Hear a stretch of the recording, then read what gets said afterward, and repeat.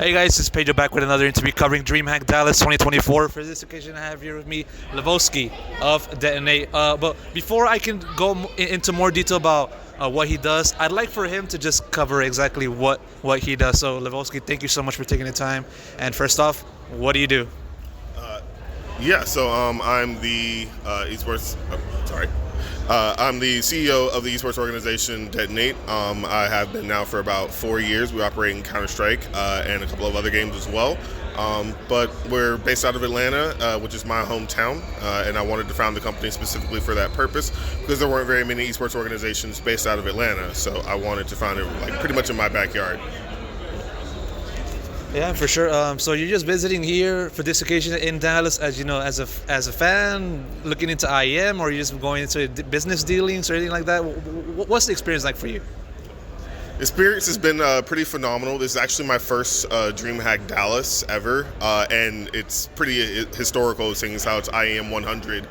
So I've never participated in an IEM before. I'd never gone to any major Counter-Strike events before as well. So it's kind of momentous in those occasions for me. But also, yeah, I'm here for a couple of business deals, talking with creators, talking with a couple of different brands that are here as well, visiting their booths so I can, strike some deals with them, see how we can work together and how we can, build a brighter future. Yeah, for sure. Just a little bit sometime before the start of the conversation, I had Jeff M&M's kind of give you a quick high five or a salutation, and given the fact that the last time we kind of see each other, not directly, but more so just kind of all-handedly, just in DreamHack in Atlanta in December 2023, and in that interview that you did with Jeffrey Dust to US, you mentioned a little bit about just your current situation at that time. And so I want to do a little bit of a repeat of that question. So, now that we're in the halfway point of 2024, what's the current situation like for yourself and also for DETONATE, both esports and also outside of that?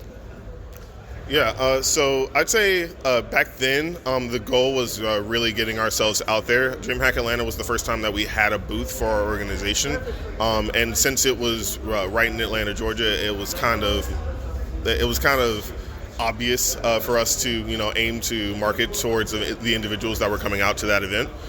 For Dallas and how the business is now, we're really tapping more into the creator economy, talking a lot more with people that are getting involved at the DreamHack Creator Hub, and a lot of people that are doing activations for brands and for companies here. So I'm on the ground, but also King is here from DETONATE as our COO, and our brand influencer manager Netta is also here, basically working with creators and finding new ways for us to work with them, do for marketing or for activations throughout the event. And I'm sure this org also had its own esports history. I believe for a moment last year you had an Impact division, competed within the North American side. Unfortunately, you guys weren't able to qualify for the finals in Dallas, and then I believe also later this year. I might be wrong on that. You correct me there, but still, how do you kind of look at how DETONATE has been on the esports side, and in addition to that, what do you think has been the biggest highlights on that front for you within that org? Yeah, DETONATE's definitely a smaller organization comparatively to a lot of other ones that are out there, especially in North American Counter-Strike. What we've kind of tried to do is, sustain our business model as we have been, work with the advanced level players and the ESL challenger level players for establishing rapport and reputability with our brand. So we're basically just maintaining that image and working with NACS. We have a few events that we're actually trying to line up with both in Philadelphia and in MomoCon that we want to work together with them on the event side of things, because we believe that the ecosystem and the infrastructure definitely needs more events in North America. I'm glad to see Complexity and Mythic getting more involved with the events that they're hosting, but I'm looking to get into that space as well. That said, for you to run a small org such as DETONATE, I can assume that there's been plenty of challenges in just trying to make all of this happen, fulfill the goals that you want to fulfill, and while also doing it in a way that's sustainable. And so that said, what do you think has been the most difficult problem for you as the one in charge of the entire operation? Yeah, I'd say the difficulty comes with finding synergy between multiple departments. When you're managing creators and you're managing, a Counter-Strike team or a team in any other game, because we actually got into Rocket League for a brief moment as well. It's just finding the right synergy between those teams from an advertising perspective. How do we want to, advertise those players to a broader audience? How do we want to get them involved and acclimated with one another? And how we can create content that's, meaningful, fun, and engaging for the audiences that we impact as well. So I'd say that's probably like the most difficult part. Like just outside of, the financial bit, obviously, esports is very expensive, of course, but I'd say it's more difficult to, get people to work together who don't already know each other or have some sort of reputability already built with them than it is to, find sustainability. Yeah, for sure. Out of curiosity, do you have another occupation besides, managing the detonation, or if so, what is it? With managing Detonate right now has actually been my full-time job since, I want to say, last year around October.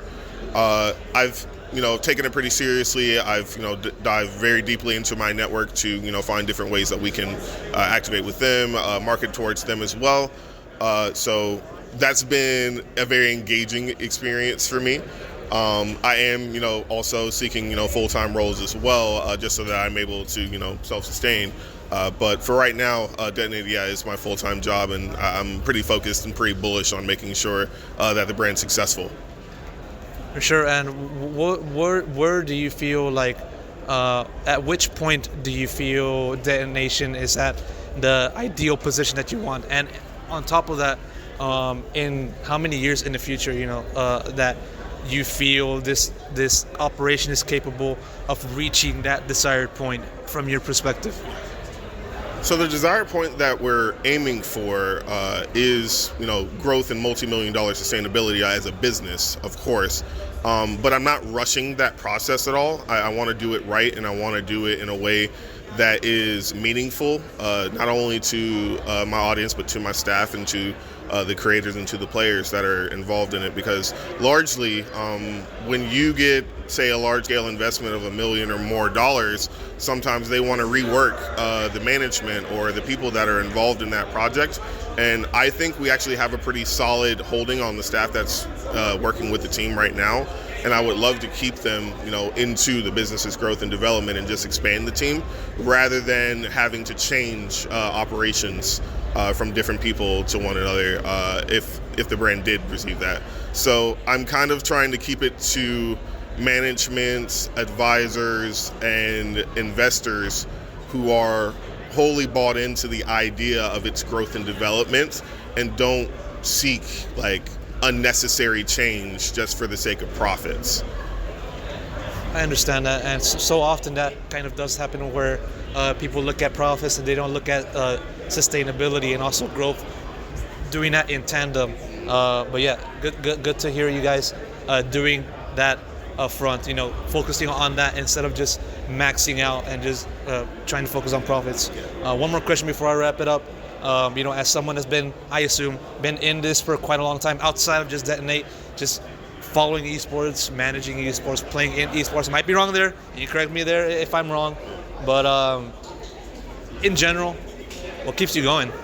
As an individual, what motivates you every day to say, I want to keep doing this? I kind of feed off of the passion that other people show, for gaming and for esports in particular. I'm highly passionate. I'm a highly passionate individual when it comes to gaming and esports, especially the more competitive aspect of it, because I come from a background that involves sports and competing there.